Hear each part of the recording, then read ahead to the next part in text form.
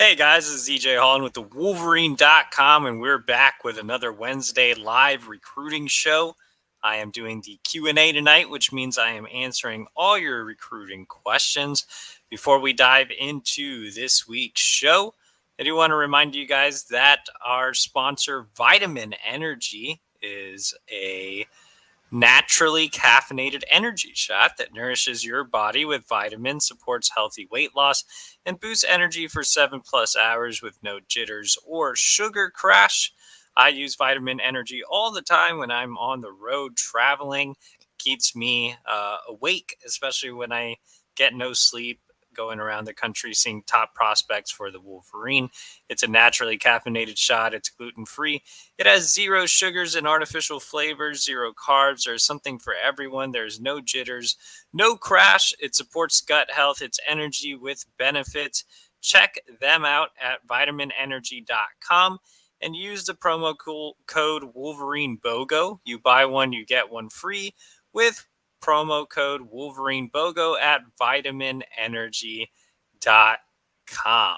One last thing before we get started on answering your questions tonight, and this is the Q&A show. I see more people filing in, so make sure to leave your comment with your questions, and we'll get to them in the order they are asked. But I do want to invite you guys to subscribe to the Wolverine.com right now. It's just $29.99 until August 31st of this year. That gets you premium recruiting information, team information, basketball, hockey, so much more over at the Wolverine.com. Plus, you get to be part of a great message board community with more than 8,000 unique members over on the Fort message board. So go ahead and subscribe today to the Wolverine.com and get more insider recruiting information than just what you get on the show. All right, guys, I appreciate you all for joining me. Yes, we are still without a producer, so I am a one-man show, so bear with me. I know we had some audio issues yesterday. Hopefully those have been fixed and you guys can hear me loud and clear. If you can hear me loud and clear, please leave a comment and let me know, because I have no idea what I'm doing when it comes to producing. But yeah, hopefully we don't run into any technical hiccups. We had our producer abruptly leave, and we're hoping to have a new producer in place by sometime soon. I don't want to give a direct timeline or anything, but the shows will get back to having the huddle films and the player profiles, and hopefully less technical issues once we get that rolling. But we're here to answer your questions tonight. So let's go ahead and get started with our first question. And this one comes from Jackson Hells. And he says, any update on Brandon Davis-Swain? So Brandon Davis-Swain, 4-star in-state defensive lineman out of West Bloomfield, which is obviously pipeline school for Michigan, has produced guys like the great Donovan Edwards, Makari Page, Samaj Morgan, Amir Herring, and former high school head coach Ron Bellamy is now the wide receivers coach at Michigan, won a state title during his time at West Bloomfield. So obviously a lot of ties to the Lakers and that program. So where do things stand with Brandon Davis-Swain? It's a really interesting recruitment. It's been kind of hot and cold for about a year now. If you remember, Davis-Swain wasn't exactly considered a scheme fit. He's a little bit of a tweener. He's on the shorter side. Not sure how much weight he can add to really be in that Chris Jenkins type role. Not necessarily as tall or long as you would want in one of the edge spot roles. So I'm not really sure what he is. Now, that's not to say he's not a really good football player. He is. He's very productive at the high school level. He's consistently a top performer when I've seen him at camps as well. But I just don't know where he fits in best in Michigan's scheme. If I had to pick a spot for Brandon Davis-Swain, it would be as a 5-tech in a really standard 4-3 defense. In Michigan's defensive scheme, I think he would have to play in that Jenkins role. And then it would come down to what Ben Herbert can do with him from a body shaping standpoint. I think Chris Jenkins had more room to add weight. I'm still a little surprised that Jenkins is up at over 300. With Davis-Swain, he's kind of built differently than Jenkins was. So I'm just not sure how much weight he can carry. But it'll be interesting to see how he develops at the next level if he were to pick Michigan. But in terms of overall recruitment, Michigan's in his top 5. However, there are some other guys higher on him or higher than him on the board. I think, as I mentioned earlier, it's been hot and cold. He decommitted from Notre Dame, and then it seemed like Michigan was going to be the pick after he made multiple visits in the fall. But yeah, like I said, it's kind of up and down. There are a lot of moving parts with that recruitment. Obviously, it's a sensitive one as well with him being a West Bloomfield kid. So I think we'll just have to see how the rest of the cycle plays out in terms of movement on the board. He's definitely a guy they like, but I'm not sure that they would go all in on him this second. So we're just gonna have to see how it plays out. If Michigan does push for him, I could definitely see him in the class. Any update on the cornerback board from Marquise S? So, the top targets are still Aaron Scott and Bryce West. Those have always been, the top dogs on the cornerback board for sure. Aaron Scott and Bryce West are both top 100 talents out of Ohio.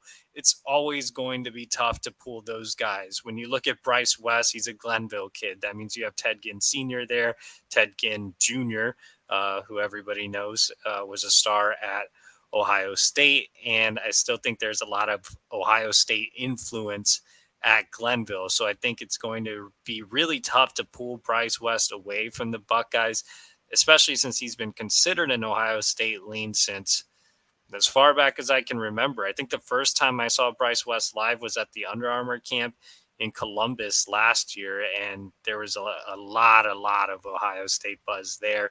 He is coming off another visit to Ohio State this past weekend, and Aaron Scott was there as well. And I think the Buckeyes are doing really, really well with Aaron Scott. I think Michigan has done a fantastic job, as good of a job as you could do. So, it's not a bad look if Michigan's not able to close with either of these guys. They're making progress in Ohio. That's very evident this cycle. They've landed some top level guys like Jordan Marshall. They've landed some, upside guys like Ben Roebuck and Ted Hammond. They've landed a really quality interior offensive lineman in Luke Hamilton. So Steve Klinkscale, the area recruiter in Ohio, has Michigan moving in the positive direction. Can he land West and Scott? I think Michigan's second in both recruitments. It is really going to be tough. So what happens if you miss on Aaron Scott and Bryce West? Well, then it becomes a bit of a battle, a bit of an evaluation battle. I'm curious to see which of those, not secondary as in the defensive backfield, but secondary on the recruiting board, which of those secondary and tertiary targets suddenly become priorities if Michigan feels like they're really losing the battle with Ohio State for both West and Scott. And one prospect that they did bring in that's very interesting is Austin Alexander out of Chicago. He visited for one of the big weekends in March. He is an on 300 prospect, but I believe he's ranked as a 3-star on most of the sites. But he's one that I think if Michigan pushes, we could see him getting on board. And then you have some other guys that Klink has been tracking for a while. Like they brought in Nigel Maynard from Tennessee. And, if you guys have been following Steve Klinkscale, he likes kind of undervalued guys in the state of Tennessee. So Nigel Maynard's an option. Jeremiah Lowe out of Frederick Douglass in Kentucky is another 3-star that Klink has evaluated early and has been keeping tabs on. Frederick Douglass is the school where Klinkscale's son went to. So he's very familiar with the players there. And Jeremiah Lowe has been on multiple visits, including last month. Kyan McDonald is another 3-star cornerback coming in later this month. Our Zach Libby was the first to report that. He's out in the Pacific Northwest, and he has some interest in Michigan. And obviously, I think the visit will tell us a lot more. So there are some guys that are kind of on that back end in that second and third tier that Michigan could push for if they miss out on a Bryce West or an Aaron Scott or both. But the dream scenario is obviously to get both or at least one. So we'll see how the corner board shakes out. And I'd imagine that there'd be some names added when the coaches can get back on the road and the evaluation period, or the live period, if that's what you want to call it. It's April 15th, and that's when coaches can go out and see different recruits on the road. You have to remember also, Jacob Oden has a chance to play some corner as well and move around in the secondary. So it's not like they are completely out of luck if they don't land Bryce West or Aaron Scott. I think, you have Odin there that gives you flexibility. I think if you push for Austin Alexander, you can get him on board. And, Klink is a really good evaluator of talent. So we'll see how it all shakes out. Let's go ahead and go down to Jackson Hells. And before we actually answer Jackson's question, I want to remind you guys that you can still do a super chat tonight. If you want to click that donate button, that money goes directly to my travel budget so I can hit the road and see recruits across the country. I should be back in business here probably next week at some point. Took a couple of weeks off the road because the evaluation period is going to be very travel heavy for me, planning to see quite a few big targets. So if you want to help out with my travels, make sure to hit the donate button and you will skip ahead in the line and get your question answered first. All right, let's go to Jackson Hells. And he says, how big of an impact will the new NIL news have on recruiting? The Hale news, I think, is big. That's the one that I've been waiting for, and I've been meaning to write about it over at the Wolverine, and I just haven't carved out time to do it this week. But that's the announcement I've been waiting for. I'm not exactly sure what the big soon news is, but this is the one that I've been hoping would be announced soon, and it has, because I think this one does have a chance to make a real impact on the recruiting trail. It's also the one that Jim Harbaugh personally supports and will offer a base salary if enough funds are being raised. And the base salary is important from a recruiting aspect because it gives you a hard number. If everybody on the team is making whatever it is, let's just throw out a number, $40,000 a year, that's a hard number that you can sell to recruits on top of the potential earnings value. And you can point to guys like JJ McCarthy and Blake Corum, etc. I think the base salary model is definitely the future of Michigan NIL from a recruiting perspective. And I'm glad it's getting in place. And whenever there is that hard number, I think it'll be an even easier sell. Let's go to Daniel G, and he says, anyone you think is trending away from Michigan? So I actually did a trending up, trending down story over at thewolverine.com. If you missed it earlier, you can subscribe for just $29.99 until August 31st. So I won't include everybody that I included in the trending up, trending down story. I guess I'll give you a couple of names that I feel like are trending away. One is Heaven Brown-Schuler, top 200 defensive lineman out of Georgia. If you remember, he visited in January, but it seems like he is leaning towards Clemson. I wouldn't be surprised if he picks the Tigers. And it'll be interesting to see what Michigan does at nose. Obviously, you still have the big target in Justin Scott on the board, but after that, it's a lot of names to kind of know that they need to get on campus. So we'll see how that nose board shakes out. But Heaven Brown-Schuler, I don't think will be on it moving forward. Another one is Chris Jones, on 300 linebacker here out of Virginia, visited in the fall, seemed to have a lot of interest, was planning a spring visit. But with George Hilo going to another place and Chris Partridge coming in, I don't think that Michigan is really going to press forward with Chris Jones. I think Partridge has plans in place at the linebacker spot. So those are two that I would say were high on Michigan at one point and now don't really seem to be on the board at all. Let's go ahead and go to Indigo Ronan. After Andrew Sprague, who do you feel are the next three commits? That's a good question. I would say if I had to pick three guys, well, this isn't definite because it is off the top of my head, so don't hold me to it. But I would say guys that I would feel confident in would be Channing Goodwin. Obviously, he's a legacy recruit, plays with Jaden Davis at Providence Day. 3-star wide receiver. I think Michigan can get him on board. I mean, it's been one of those, it's not if, it's when type of situation. So I'd be surprised if they don't get Channing Goodwin on board. Um, Another one of those types of situations is Brian Robinson on 300 edge out of Ohio. It seems like a matter of time. We'll see if Michigan seals the deal with him. And then the guy in our thumbnail, let's go with Blake Frazier on 300 offensive lineman, legacy recruit, the son of Steve Frazier, who snapped for the legendary Tom Brady. I think that Michigan is really, really trending in the right direction for Blake Frazier. I put in a prediction way back in the fall, feel very confident about where the Wolverines stand with Frazier. He's been very pro Michigan on social media, obviously just released his final five.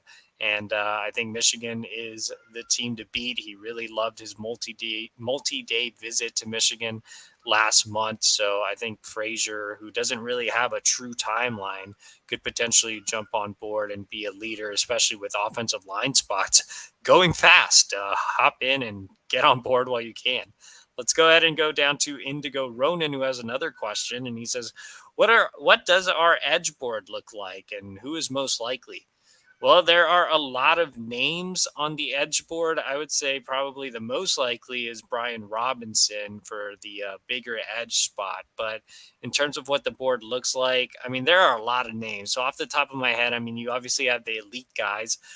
One is Dylan Stewart, who visited last month, Michigan in the mix to get an official visit in the summer. So Dylan Stewart would be at the very top of the board. You also have another elite prospect in Williams and Nwari out of Missouri, who has talked about visiting but never has. I know the staff has worked on getting him on campus and it's never really panned out. So we'll see if there's any movement with Williams and Nwari. And Elijah Rushing out of Arizona. This is a kid that Mike Elston offered, I think, more than a year ago, was in contact with him when he was still at Notre Dame. Was looking to visit Michigan. That hasn't happened yet. So another one like Williams and Nwari, where we see, what happens. But those would be the three like elite 5-star level type of guys that are on the board. After that, I mean, guys that are really high up there. Benedict Ume out of Connecticut. He is set to make his first unofficial visit to Michigan next week, I believe, sometime here in the near future. So he's definitely one to watch. I think the visit could put Michigan in a really good spot there.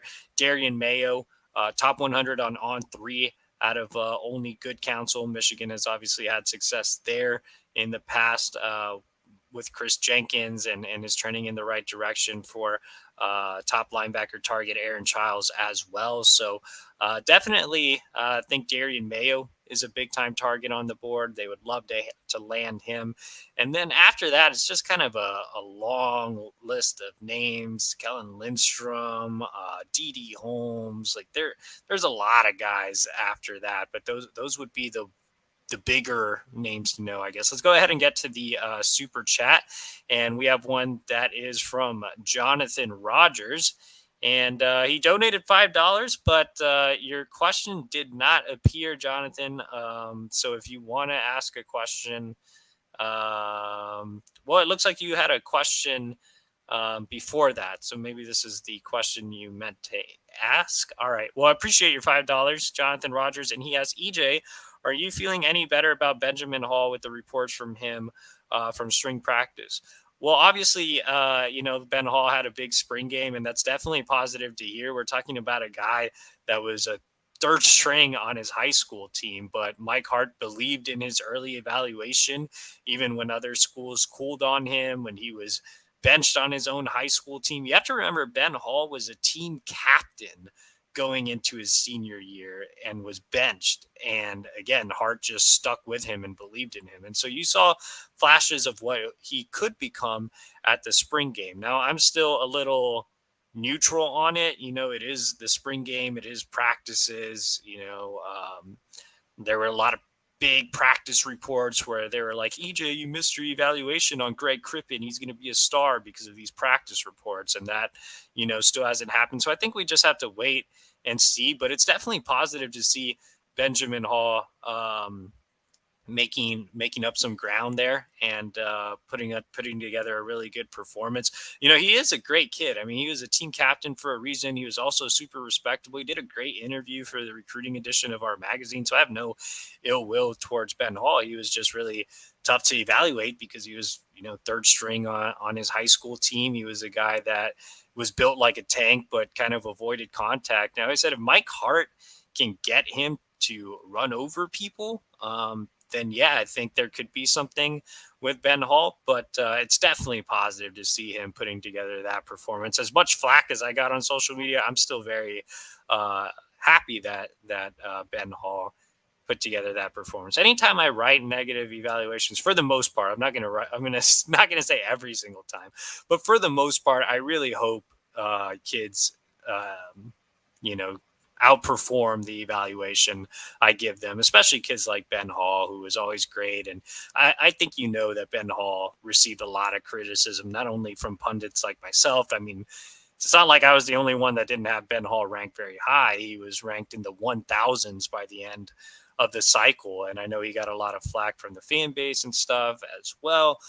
So it's always good to see kids that handle that criticism well, that still give interviews, that still keep a really positive attitude and just go to work, exceed those rankings. Like if you're going to cry and pout about people's opinions of you, then you probably don't belong at a division one program. But Ben Hall never did that. So I, for one, despite everybody attacking me about Ben Hall, I'm very happy for Ben Hall. A very great kid. But I'm still saying pump the brakes. Let's just see how it goes with the rest of his career. But I am very happy with what came out of the spring reports, especially with him just being an early enrollee. We have another super chat, and it is David Stewart. With the commitment of Davis, I'm still pretty confident about Bryce Underwood. What do you think? I'm not gonna say I'm confident about Bryce Underwood in Michigan, but um, I am optimistic, especially with Bryce visiting on multiple occasions this offseason. He was supposed to be back for the spring game, but but he did not make it due to some family event. But he still visited multiple times in the spring. Got a chance to see a practice, caught up with new quarterbacks coach Kirk Campbell, who he praised much more than he did Matt Weiss. He still has a personal connection with Jim Harbaugh. So I think Michigan's a real player for Bryce Underwood, and I don't think the Jaden Davis commitment really means anything for Bryce. I said this on the show, but Bryce is so confident, man. He is super confident, and not really in a cocky style. This is a kid that's not really huge on social media. He's just, he knows he's the guy. He won a state championship as a 14-year-old. He's not afraid of competition.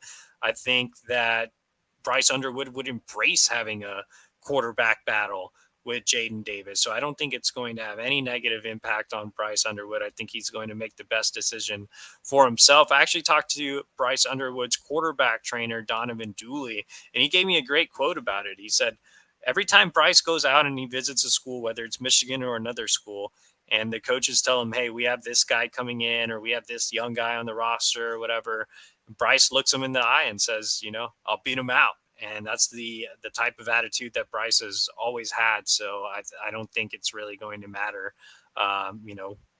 with Michigan having Jaden Davis. I think Bryce Underwood's going to make his decision regardless of whoever is committed to any school. Let's go ahead and go back to where we were. Sorry about that, guys. Yes, sir, Indigo Ronan with the great opinion of grape jelly over strawberry jelly. Let's go ahead and go down to Too Chilled. And he says, do we have a realistic chance at any top 300 corners? So like I said, Michigan's still in the mix for Aaron Scott and Bryce West. Those are still the guys. I mean, they are in second behind Ohio State for both, but they are not completely out of it yet. Steve Klingscale is going to fight for those guys till the very end. Outside of that, I mean, on 300 guys, I said Austin Alexander out of Chicago is one to keep an eye on, but most of the other corners are more sleeper type guys. Jackson Hell says, was Jaden Davis the silent commit that people were talking about? Well, I know, I mean, yeah, Jaden Davis was a silent commit before he committed. I mean, so was like Ben Roebuck. So I guess it depends on the situation. Seth Floyd says, what is the timeline for Brian Robinson? Brian hasn't given a true timeline. He's never been like, I want to make my decision at this point. So I think it's just kind of wait and see with Brian Robinson. Let's go ahead and go down to KS. And he says, with Jaden and Marshall now in the fold, who's more realistic, Tatum or Underwood? So I just talked about Underwood not really caring about Davis. I don't think Taylor Tatum cares about Jordan Marshall. I love Taylor Tatum and I love Bryce Underwood, man. Such great attitudes, both great kids as well. And I mean, amazing players. And Taylor Tatum responded to me instantaneously when Jordan Marshall committed and said it wouldn't, make an impact on his decision. So I think both are equally as realistic, not confident with both of them, but optimistic with both of them. Let's go ahead and go down to Butter XO.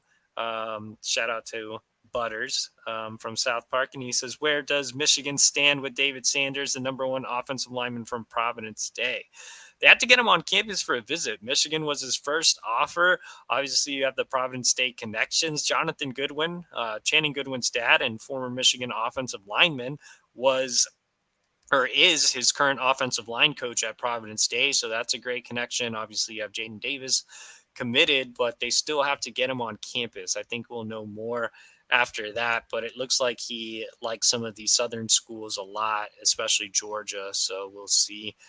Marquise S says, where does Michigan stand with Nick Marsh, former Michigan State wide receiver commit on 300 prospect? Not a lot of movement there. So I would say there just isn't anything to report right now. KS says, are our chances with Aaron Scott Jr. realistic? I mean, yes. I mean, he's been to campus multiple times, so I would have to say yes. I would also have to say yes because it's clear Michigan is in second place, but again, it's just going to be tough to beat Ohio State out in that recruitment. Coach Jake WCB says, who is the guy you want to land the most? Mine is Brian Robinson from Ohio, just like everything about that dude, future captain. Mine is Aaron Childs. I think that he is the future captain. He is a captain at good counsel. The guys really rally around him, and to be a captain at that level of program, good counsel being not only a DMV powerhouse, but you could argue a national powerhouse that has so many Division I prospects on that team. For Aaron Childs to be a team captain, I think that speaks volumes of his character and his ability on the field and how his peers view him. He is a hellacious linebacker as well. Think Junior Colson. I think Aaron Childs is a top 100 prospect. So I think he just checks all the boxes for me. I've been a big Aaron Childs fan since I wrote Michigan should offer him more than a year ago. I am very, very excited about the potential of Aaron Childs joining Michigan. Let's go ahead and go down to Go Blue 81, and he asked about quite a few prospects, and he says, how are we doing with Dylan Williams, Bennett Warren, Jeremiah McClellan, and Amir Leonard Jean Charles? And I guess I'll give just a brief thought on each one. Dylan Williams, an on 300 linebacker from California, has Michigan in his top group. Michigan will receive an official visit in the summer. Jay Harbaugh has done a great job there. So I think Michigan's probably in that top 4 range. Bennett Warren, Michigan leading coming out of the visit, on 300 offensive lineman out of Texas. What I like about Warren is that he's not a true Texas kid. He's actually a guy that's lived in New York, Baltimore, and North Carolina. He still has a North Carolina cell phone number, so he's not tied to one of the Southern schools. Like, he goes to Fort Bend Christian. Fort Bend is a very heavy Texas A&M area. I don't think it'll have much influence on Bennett Warren. So I think Michigan has a great shot there. They are in the top group along with Oklahoma, Texas, and Oregon. Jeremiah McClellan, Michigan just made his top 12 on 300 wide receiver out of St. Louis. I think Michigan's kind of in probably the top half of that group, probably the top 6, but towards the back of that top six.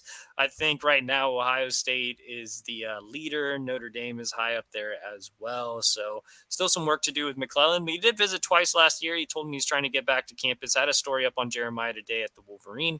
And Amir Leonard Jean Charles is a 2025 defensive lineman out of Nashville. So still a long time to go. But he visited for the spring game and told me that Michigan is in his early top three. Seth Floyd says Jalen Todd, in-state cornerback, another three-star type, would be another option on the corner board as well. Yeah, Jalen Todd completely slipped my mind. I think I have Jalen Todd graded as a high three-star. I know my coworker Zach Libby is very, very high on Jalen Todd. I've seen Jalen Todd in game once. Libby has seen him like 6 or 7 times, and he swears by Jalen Todd. So I guess we'll have to ask Libby about Jalen Todd on next Tuesday's show. Let's go ahead and go down to KS. And he says, any recruits that we don't have momentum with that you could see changing depending on how the upcoming season goes? I'd be curious to see, like, if JJ has a big season and you have Jaden Davis already committed, what wide receivers would show interest. Now you have the big three, which would be Jordan Shipp, Channing Goodwin, and Amarion Stewart, that I think are all realistic lands, and probably leaves you room for another one. Can you get an elite level guy? I'd be curious to see if anybody shows interest along those lines. I think there's less momentum for Justin Scott right now than there's ever been, but Michigan is still in there.